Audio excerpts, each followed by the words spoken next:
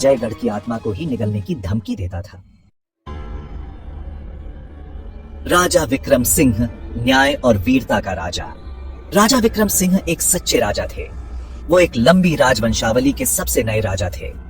विक्रम सिंह अपनी बहादुरी के लिए जाने जाते थे। उनका दिल अपनी प्रजा के लिए प्यार से भरा था। वो बुद्धिमानी और निष्पक्षता से राज करते थे।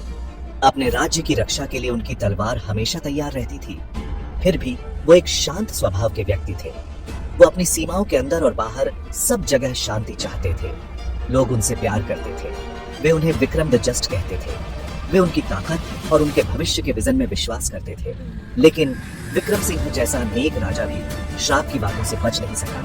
वो कहानियां जानते थे। वो अपने पूर्वजों का हश्र जानते थे।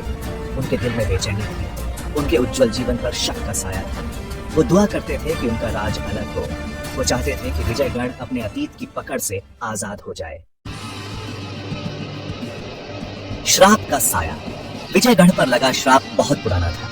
यह विश्वासघात और निराशा से पैदा हुआ था। कहानी यह थी कि एक अपमानित ऋषि ने राज परिवार को श्राप दिया था। उसने उन्हें कम उम्र में और रहस्यमय परिस्थितियों में मरने का श्राप दिया था। विजयगढ़ का कोई भी राजा अपनी जवानी के बाद जिंदा नहीं रहा था। हर मौत रहस्य और डर से घिरी हुई थी।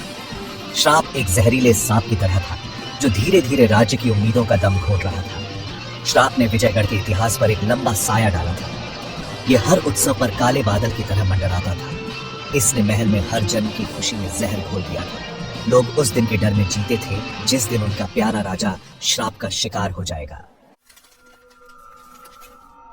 श्राप सिर्फ एक कहानी नहीं थी, यह एक क्रूर सच्चाई थी। एक एक करके विजयगढ़ के राजाओं की असमय मृत्यु हो गई। कुछ युद्ध में मारे गए, उनके शरीर जख्मों से भरे हुए थे। दूसरों की अजीब बीमारियों से मौत हो गई, उनके शरीर कमजोर हो गए। हर मौत पिछले से ज्यादा रहस्यमय थी। हर मौत श्राप की अफवाहों को हवा देती थी। डर ने राज्य को अपनी गिरफ्त में ले लिया। कभी जीवंत रहने वाला दरबार अब चिंता में डूबा हुआ था।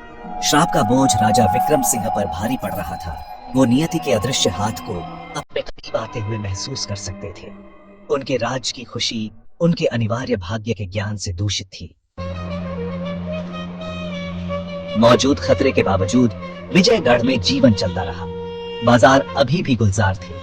सूरज अभी भी हरे भरे खेतों पर उगता था। लेकिन श्राप एक स्थायी उपस्थिति थी। यह स्वर्ग के बीच में कुंडली मारे एक सांप था जो वार करने के लिए तैयार था। विजयगढ़ का क्या होगा? क्या राजा विक्रम सिंह श्राप को तोड़ पाएंगे या वो भी इसकी भयानक शक्ति का शिकार हो जाएंगे? जवाब समय की धुंध में छिपे हुए थे, सामने आने का इंतजार कर रहे थे। विजयगढ़ का भाग्य अधर में लटका हुआ था। उसके लोगों के होठों पर एक मौन प्रार्थना थी।